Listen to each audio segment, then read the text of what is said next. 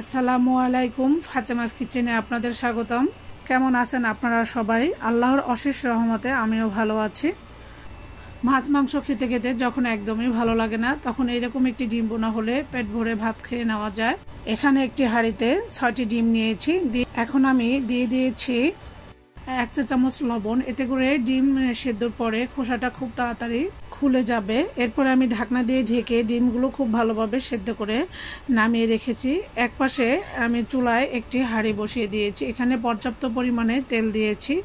এখন আমি দিয়ে দিব হাফ টিস্পুন লবণ, দিয়ে দিব হাফ চা চামচ হলুদ। লবণটা দেওয়ার কারণ হচ্ছে ডিমগুলো ভাজার সময় একদমই ফ্রাই প্যানে লেগে যাবে না, খুব ভালোভাবে ফ্রাই হবে এবং ডিমগুলো ভেঙেও যাবে না।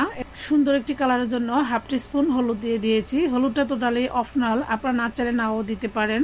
তো আমি দেখার সৌন্দর্যের জন্য আজকে ডিমের মধ্যে হলুদটা দিয়ে দিয়েছি। তো আমি সবসময় হলুদ ছাড়াই ডিমটা ভাজি, এতে করে হালকা কালার আসে, এতে করে দেখতেও ভালো লাগে, আমার কাছে খেতেও ভালো লাগে। তো এইভাবেও ডিম বোনা করলে অনেক বেশি কালারফুল এবং সুন্দর লাগে। তাই আমি হলুদ দিয়ে ডিমটা খুব ভালোভাবে ভেজে নিয়েছি এবং আরেকটি কড়াইতে আমি ওই যে ভেজে রাখা তেলটুকু দিয়ে দিয়েছি। এরপরে আমি আরও 1.5 টেবিল চামচ তেল এখানে অ্যাড করে দিয়েছি। এখন আমি দিয়ে দিব 2টি এলাচ, লবঙ্গ এবং দারুচিনি। এখন 1 মিনিটের মতো আমি এটা ভেজে নিব। এরপরে এখানে আমি দিয়ে দিব 1.5 কাপ পেঁয়াজ কুচি। এই ডিম বোনাতে বেশি করে পেঁয়াজ কুচি দিলে ডিমটা খেতে আরও বেশি মজার হয়। এখন আমি পেঁয়াজটাকে খুব ভালোভাবে নেড়েচেড়ে 3 থেকে 4 মিনিট ভেজে নিব। পেঁয়াজটা মোট কথা একটু সফট হয়ে আসা পর্যন্ত ভেজে নিব। এতে দেখতে পাচ্ছেন পেঁয়াজটা হালকা কালার এসেছে এবং সফট হয়ে গিয়েছে। এই পর্যায়ে আমি দিয়ে দিব এখানে স্বাদ মতো লবণ, দিয়ে দিব হাফ টিস্পুন হলুদের গুঁড়া, দিয়ে দিব হাফ চা চামচ লাল মরিচের গুঁড়া, দিয়ে দিব হাফ টিস্পুন ধনিয়া গুঁড়া, হাফ টিস্পুন ভাজা জিরের গুঁড়া।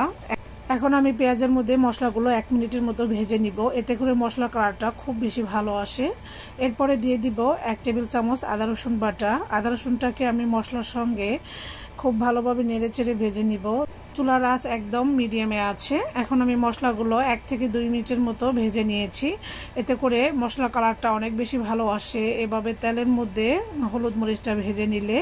এরপর মশলাটা যাতে পুড়ে না যায় সেজন্য দিয়ে দিলাম হাফ কাপ পানি। পানিটা দিয়ে আমি মশলাটাকে খুব ভালোভাবে নেড়েচেড়ে নিচ্ছি এবং আমি 5 মিনিটের মতো মশলাটাকে খুব ভালোভাবে কষিয়ে নিচ্ছি।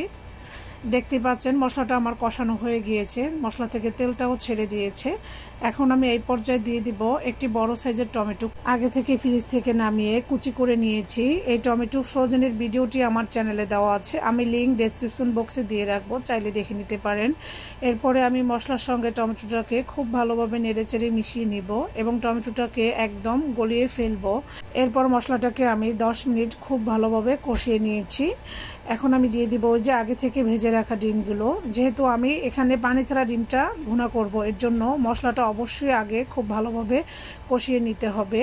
এরপর ডিমটা দিয়ে আমি ভালোভাবে নেড়েচেড়ে নিচ্ছি। দেখতেই পাচ্ছেন ডিমগুলো যেহেতু আগে থেকেই সেদ্ধ করা এবং মশলাটাও আমি খুব ভালোভাবে কষিয়ে নিয়েছি, এর জন্য এখানে আর বেশি রান্না করা লাগবে না। এখন আমি মশলার সঙ্গে ডিমটাকে খুব ভালোভাবে মিশিয়ে নিয়েছি এবং একদম লো আছে আমি ডিমটাকে 3-4 মিনিটের মতো রান্না করে নিচ্ছি। দেখতে পাচ্ছেন এখানে আমি কোনো রকমই পানি ব্যবহার করব না।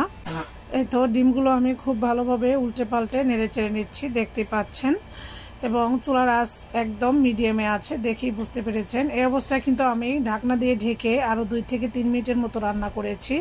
এখন আমি সুন্দর একটি ফ্লেভারের জন্য দিয়ে দিচ্ছি 2টি কাঁচামরিচ মাঝখান দিয়ে ভেঙে। এখন আমি আবারও ভালোভাবে নেড়েচেড়ে নিচ্ছি। এই তো রান্না আমার শেষ পর্যায়ে। এখন আমি দিয়ে দিচ্ছি 1 চা চামচ ভাজা জিরার গুঁড়া। এই তো এখন আমি ভালোভাবে নেড়েচেড়ে রান্না করবো আরও 1 থেকে 1.5 মিনিটের মতো। দেখতে পাচ্ছেন ডিম বোনাটা আমার একদম কমপ্লিট হয়ে গিয়েছে। ডিম বোনার কালারটা দেখতে যতটা লোভনীয় ছিল, খেতে আরও বেশি মজার ছিল। তো মাঝে মাঝে এরকম ডিম বোনা করলে তৃপ্তি সহকারে 1 প্লেট ভাত অনায়াসে খেয়ে ফেলা যায়। তো আমার আজকের ভিডিওটি কেমন লেগেছে অবশ্যই কমেন্ট করে জানাতে ভুলবেন না। আল্লাহ হাফেজ।